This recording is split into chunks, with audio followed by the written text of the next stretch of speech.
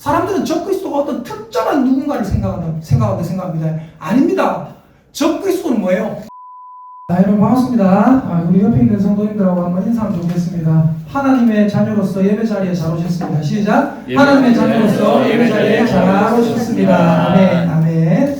여러분 오늘은 금단의 열매라는 제목으로 하나님 말씀 전하겠습니다. 여러분 2014년에 엄청나게 유명한 물리학자가 한 명 있었는데 이 사람 이름이 뭐냐면 스티븐 호킹이라는 사람입니다. 휠체어를 타고 전동 휠체어를 타고 다니는 약간 루게릭 병이 걸려서 이렇게 있는 그 학자를 여러분 아마 아실 겁니다. 사진으로 본 분도 있을 거고요. 그 스티븐 호킹이 이런 말을 했습니다. 천재적인 사람이거든요. 몸은 약하지만 머리는 천재적인 사람입니다. 이 사람이 무슨 얘기를 했냐면 이런 얘기를 했어요. 앞으로 인공지능이 인간의 멸망을 초래할 수가 있다. 이런 말을 했어요. 20-30년을 앞서보는 사람이거든요. 근데 그 사람이 그런 소리를 했어요. 그리고 나서 여러분 최근 뉴스에 어떤 뉴스가 있었냐면 연합뉴스에 났던 그 이야기인데 미국 공군에서 시뮬레이션을 했대요. 어떤 시뮬레이션을 했냐면 AI 인공지능을 탑재한 드론 아시죠? 막 날아다니는 거.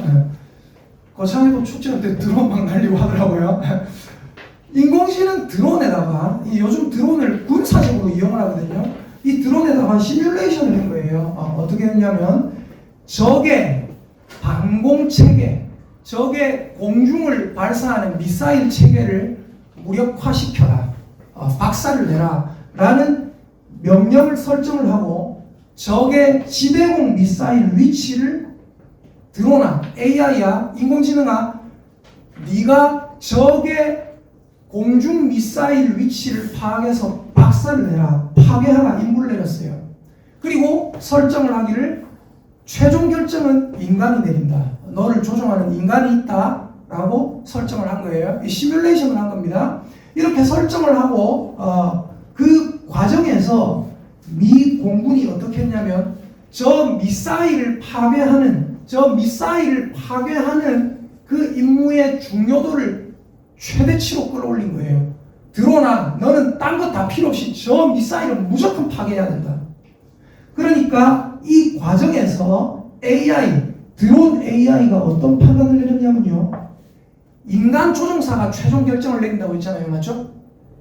인간 조종사가 나한테 나는 저걸 파괴해야 되는데, 나는 저걸 박살내고 폭파해야 되는데, 이 인간 조종사가 나한테 최종 결정권자가 나한테 저거를 파괴하지 말라고 금지 명령을 내릴 것을 우려해서 AI 인공지능이 자기 마음대로 판단을 해서 어떻게 했냐면 자기를 조종하는 인간을 공격을 했어요.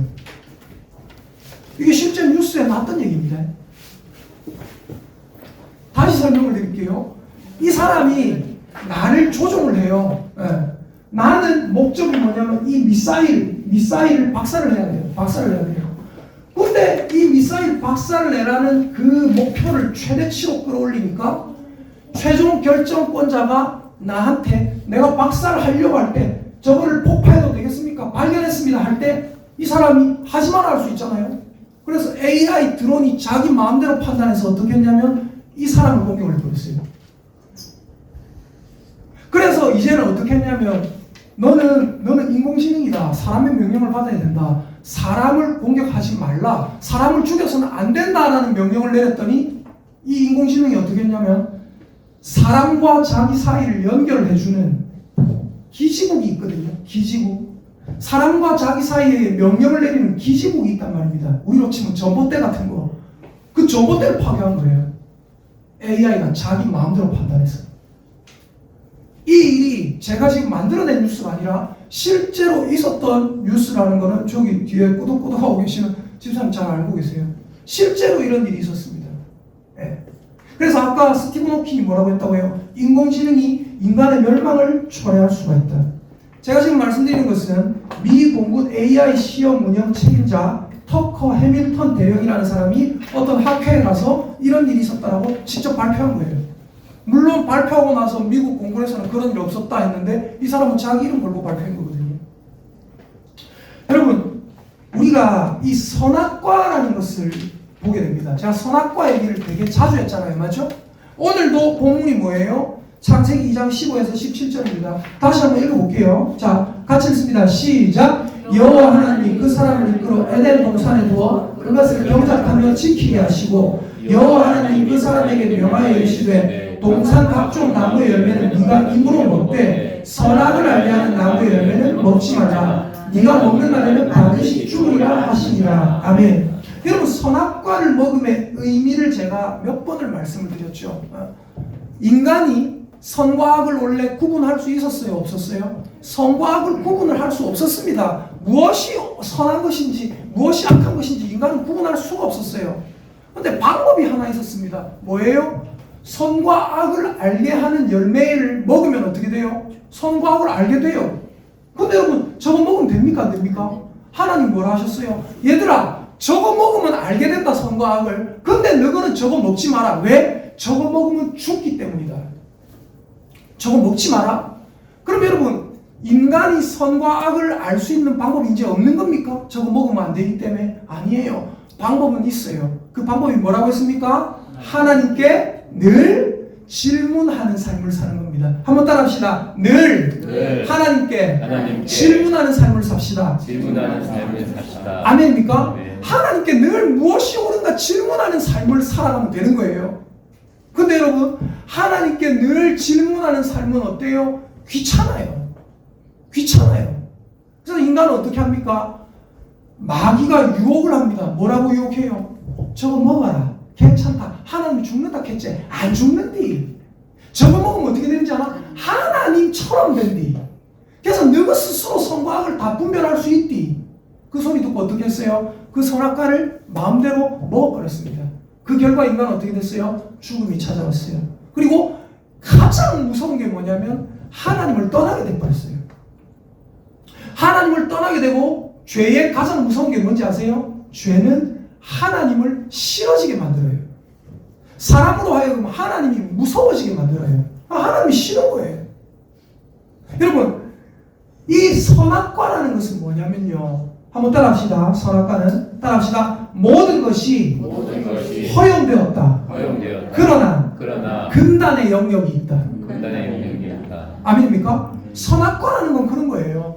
너희들에게 모든 것을 허용했다. 15절. 여호와 하나님이 사람을 이끌어 에덴 동산에 두어 그것을 경작하며 지키게 하시고 여호와 하나님이 그 사람에게 명하여 이르시되 동산 각종 나무의 열매 네 멋대로 먹어라. 입으로 먹어라. 네 판단으로 마음대로 먹어라. 그러나 선악을 알게 하는 나무의 열매는 먹지 마라. 그거는 금단의 영역이다. 그거는 들어가서는 안 될 지역이다. 너는 절대로 그것을 먹지 마라. 먹는 날에는 죽으리라. 하나님은 우리에게 모든 것을 허용하셨습니다. 따라합시다. 하나님은 우리에게 모든 것을 허락하셨습니다. 여러분이 하나님의 대리통치자란 말입니다. 하나님은 여러분을 통해서 세상을 통치해 나가신다는 거예요. 여러분이 얼마나 중요한 존재인지를 알아야 된다는 거예요. 근데 중요한 게 뭐라고요? 모든 것이 허용되었지만 금단의 영역이 있다는 거예요. 금단의 영역. 여러분이 접근해서는 안 될 영역이 있어요. 여러분, 이 선악과를 먹는다는 것은 뭔지 아십니까? 두 가지입니다. 두 가지. 그냥 제일 하나로 딱 축소하면 한 가지인데 두 가지로 말씀드리고 싶어요. 한번 따라해볼까요? 편의주의. 다른 말로 하면 뭐예요? 편리주의. 여러분, 언제부터 세상이 이렇게 편리해졌습니까? 핸드폰 하나 가지고 모든 은행 결제가 다 가능하고, 핸드폰 하나 딱딱딱 하면은 뭐 컴퓨터도 날라오고 뭐 핸드폰도 날라오고 뭐 오만 태블릿 PC 날라오고 먹을 거 다 날라오고, 그죠? 요즘 어때요? 히키코모리 집에 콕 틀어박혀가지고 요것만 하고 있으면 모든 것이 해결돼요. 그런 사람들이 너무 많이 늘어나죠. 왜 그렇게 돼요? 왜? 편의주의가 너무나 극단화되어 있기 때문에. 여러분, 편의주의의 또 다른 말은 뭔지 아십니까? 이게 딱 맞닿아 있어요. 결국 뭔지 아세요? 따라합시다. 자본주의. 편리주의와 자본주의가 극단화되면, 편리주의와 자본주의가 딱 붙어가지고 아주 극대화되면 나타나는 게 뭔지 아세요? 그게 바로 인공지능 AI입니다. 왜요? 편리하거든. AI에게 딱딱딱 시켜놓고 하니까 너무 편하더란 말이죠. 또 어때요? AI에게 일 시켜놓으면 어떻게 해요? 드론 하나가 날아다니면서 인간 한 10명이 막 물 줘야 되는 요즘 스마트팜 이런 게 대세거든요. 인간 10명이 다니면서 교대로 물 줘야 되는데 AI 드론 하나 사놓으니까 이거는 뭐 건전지만 갈아주면 되지. 예. 뭐 부서지면 보수만 해주면 되지. 월급 안 줘도 되지. 설정만 하면 지가 24시간 돌아다니면서 그 농장을 관리하는 거예요.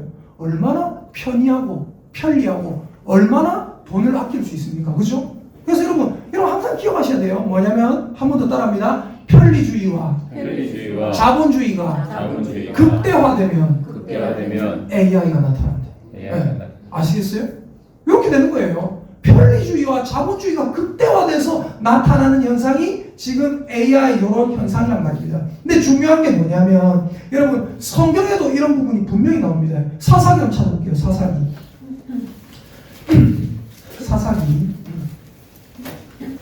성경에 보면 창출내 민신수 삿 루삼 낸게 그 삿이 사상입니다. 사사기 17장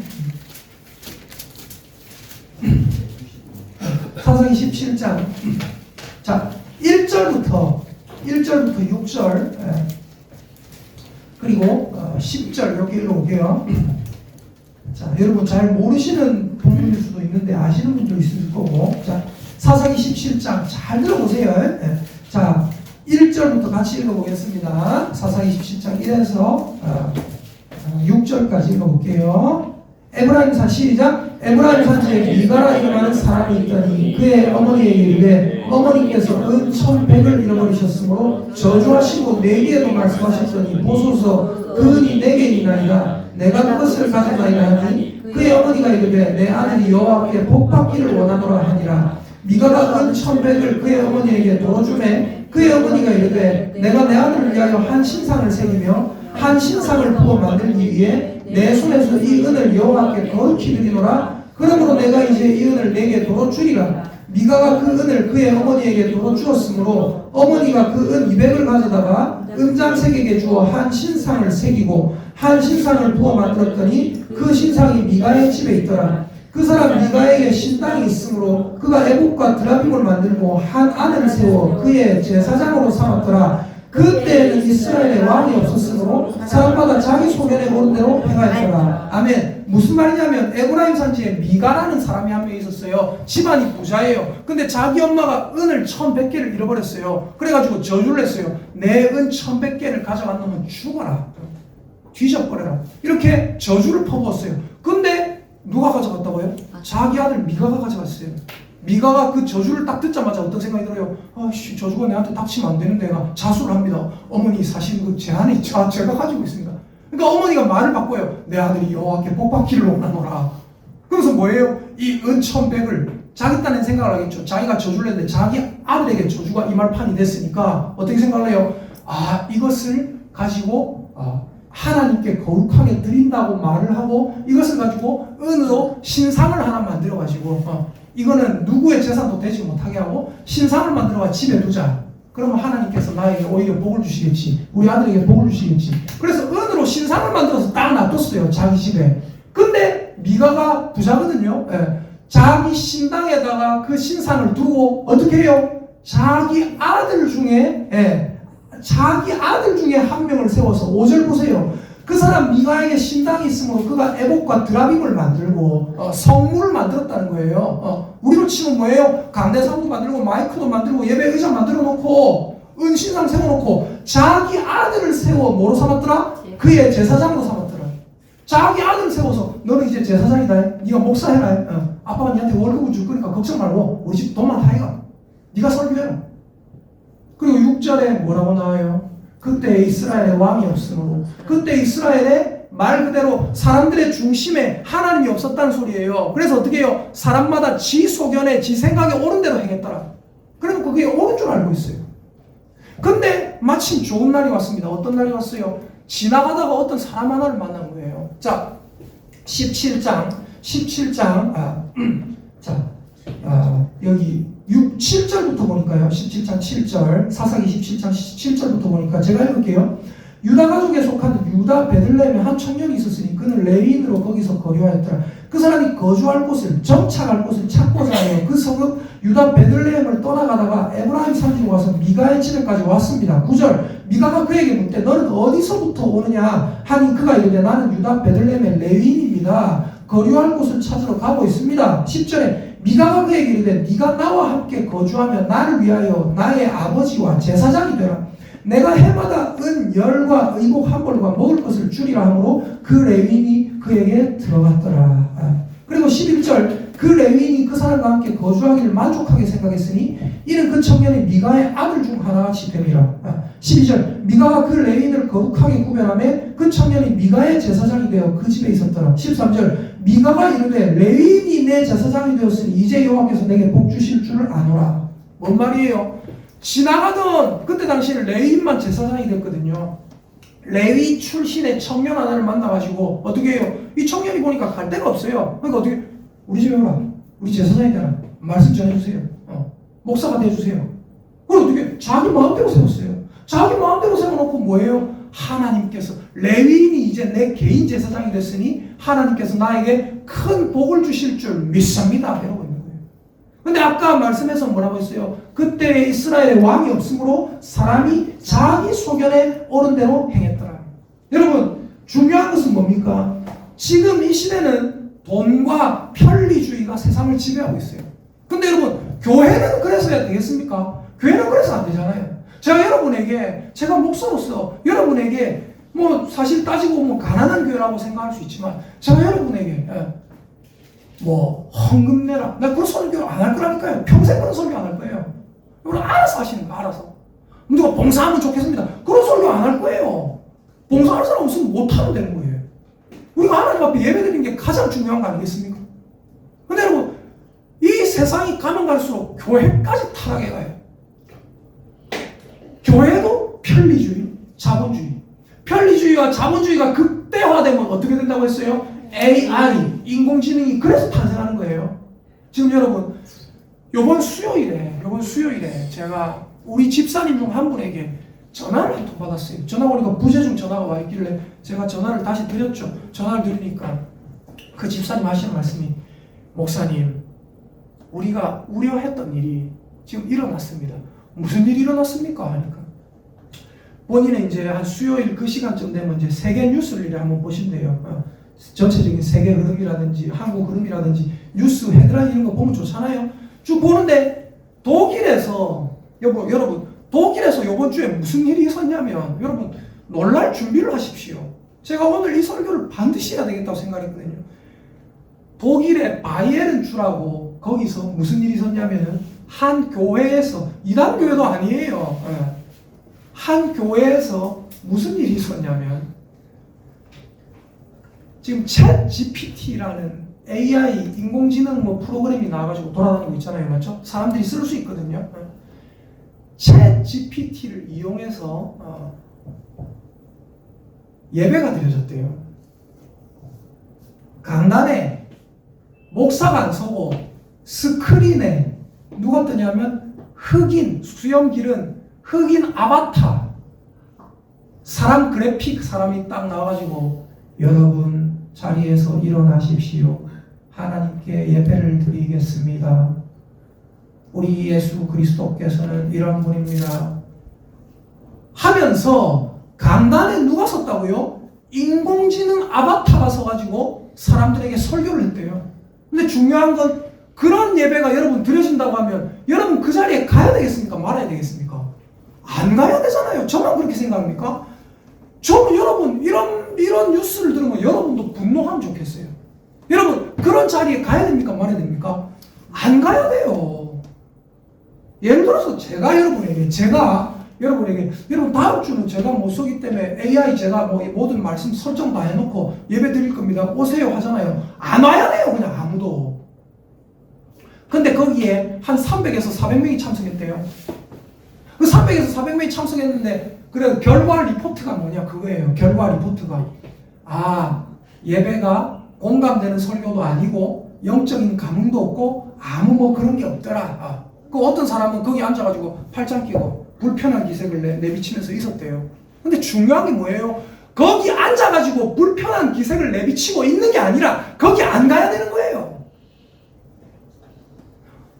목사가 그걸 설정을 했대요. 아바타에 요런 말씀 몇 장 저거는 또 요런 정도로 예배 시간 한 40분 정도로 요렇게 해라. 설정을 할 수 있다네요. 설정을 했대요. 인간이 그 설정할 시도를 하면 안 되는 거예요. 그건 뭐예요? 아까 말씀드렸죠. 선악과와 같은 거예요. 뭐예요? 편리주의와 자본주의에 얽혀서 이렇게 나오는 거예요. 그런 시도를 하면 안 됩니다.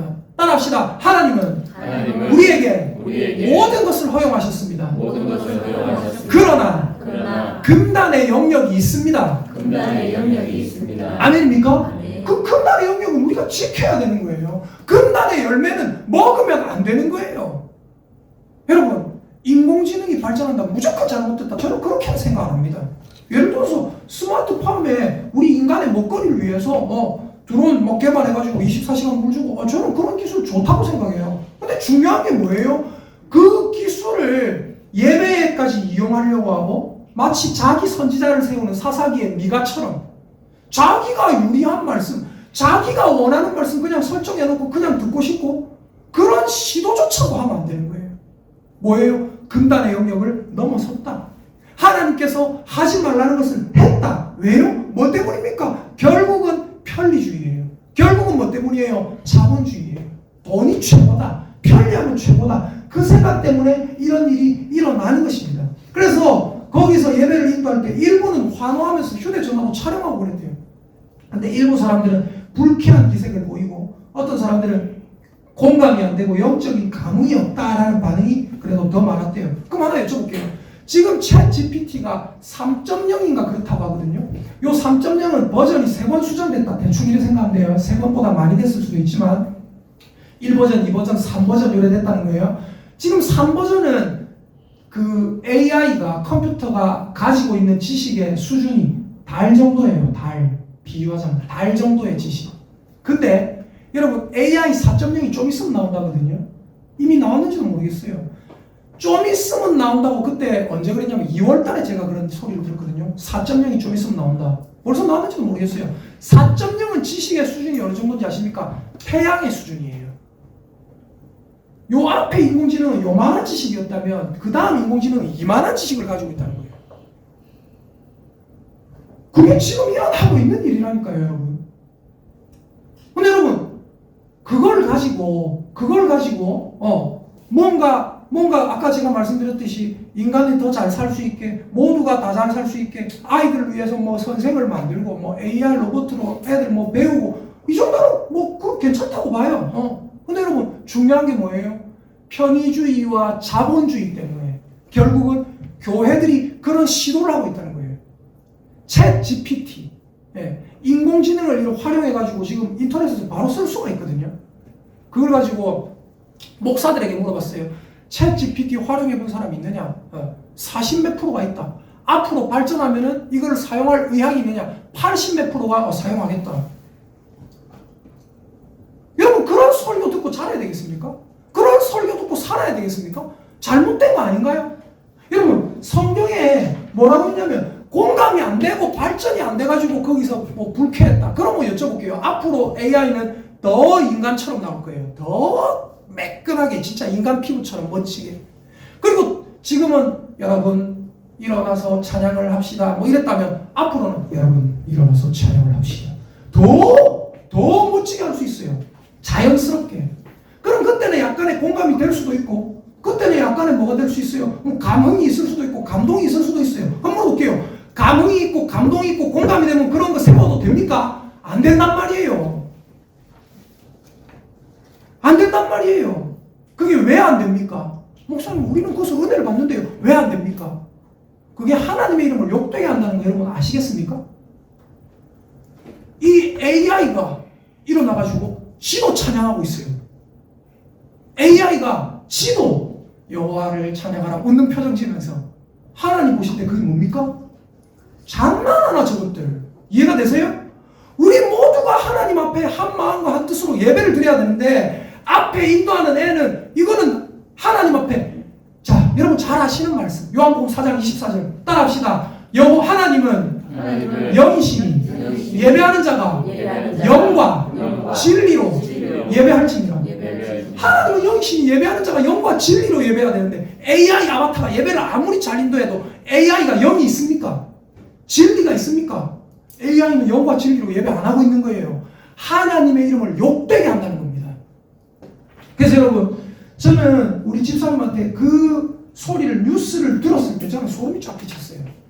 야, 세상이 진짜 이래 되면 안 되는데. 여러분, 이 말씀이 어디에 있냐면 마태복음 24장 한번 찾아볼까요? 마태복음 24장 마태복음 24장 15절 한번 보세요. 마태복음 24장 15절 신약성경 41페이지입니다.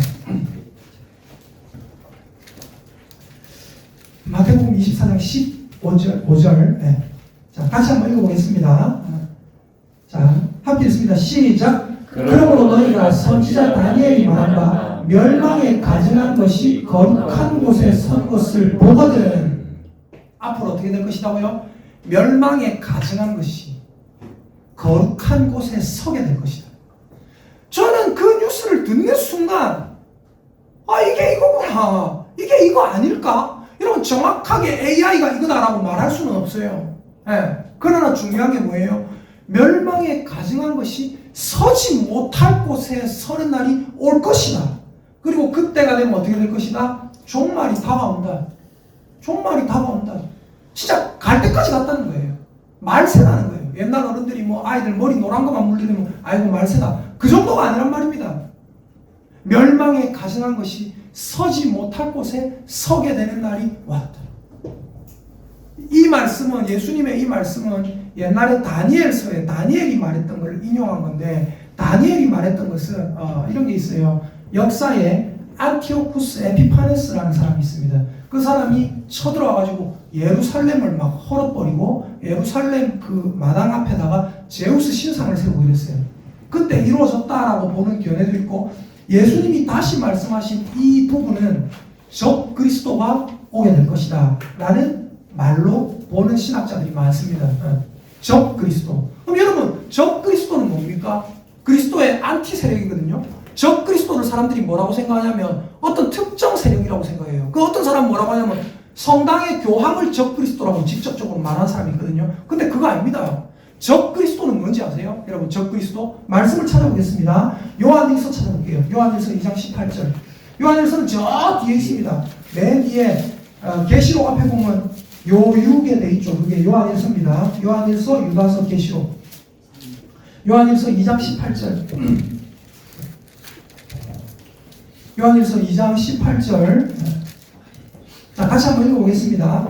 같이 한번 읽어보겠습니다.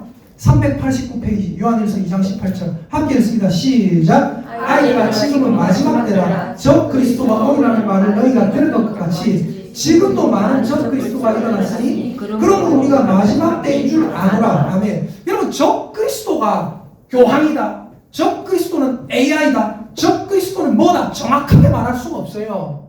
사람들은 적 그리스도가 어떤 특정한 누군가를 생각합니다. 아닙니다.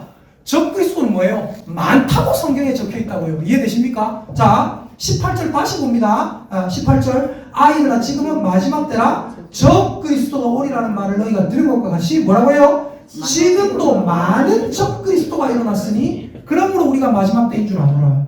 적 그리스도의 세력은 예수 그리스도를 부인하는 세력, 예수님을 욕되게 하는 세력, 모두가 다 적 그리스도예요.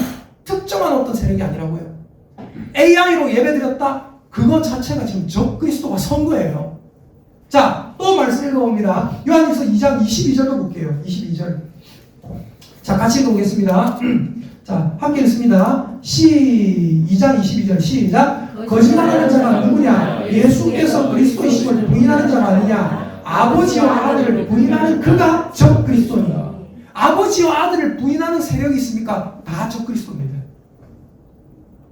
자, 또한 요한일서 4장 3절 찾아볼게요. 요한일서 4장 3절. 요한일서 4장 3절.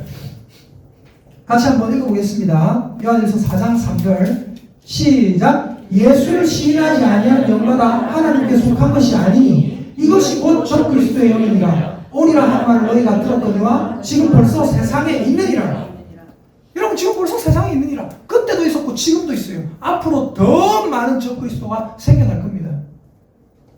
앞으로 여러분 거창 땅에는 그런 일이 안 있을 것 같죠. 앞으로 한 10년 뒤에 우리 집사님이 저한테 그 얘기를 하시면서 뭔 얘기 하시냐면 독일에서 그 얘기가 있었다면은 앞으로 한 1년 뒤에 서울에 있는 어떤 교회에서 그런 실험을 하는 교회가 나올 수가 있다. 왜? 우리나라는 다른 나라 자꾸 따라가거든요. 심각한 문제입니다. 심각한 문제예요. 그러니까 우리 예수님 믿는 사람들이 지금 이런 걸 보고 격분해야 돼요. 격분. 그런데 있으면 뭐 그런 실험을 한다는데 한번 호기심에 가볼까가 아니에요. 그냥 아예 안 가고 배쳐가고 막 난리 뿌리고 해야 돼요, 사실은. 네. 근데 여러분, 그 AI가 서서 인간이 설정해놓은 대로 하나님 찬양합니다. 하나님 보실 때 그건 예배가 아니라고요. 영과 진리로 예배하는 게 아니에요. 그 안에 영이 없단 말입니다.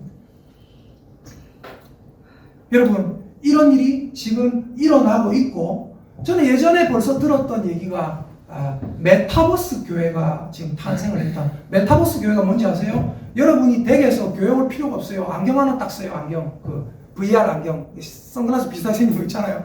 그거 쓰면 여러분 집에서 여기로 연결돼요. 댁에서 여기로 연결돼요. 다 연결돼요. 교회는 아무도 없어요. 전부 각자의 자리에서 그냥 이거 쓰고 옆에 보면 제가 있어요. 옆에 보면 앞에 보면 제가 이렇게 뭐 하고 있고 옆에 보면 집사님들 있어요. 그러면서 예배 드린대요. 여쭤볼게요. 그게 하나님 앞에 예배 드리는 겁니까? 여러분 죄송하지만 예배라는 이름으로 하나님을 욕되게 하고 있는 겁니다. 예배라는 이름으로 하나님을 욕되게 하는데 많은 사람들이 거기에 동조한단 말이에요. 뭐 때문에?